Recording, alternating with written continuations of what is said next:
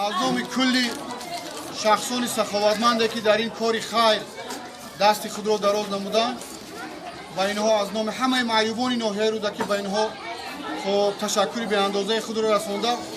از زبان شاعر میگویم که وجود خاک از سنگ جدا نیست، سرشتی آهن از زنگ جدا نیست، خطاجویان خطای خود بجویه، در عالم بیگناه غیر از خدا نیست.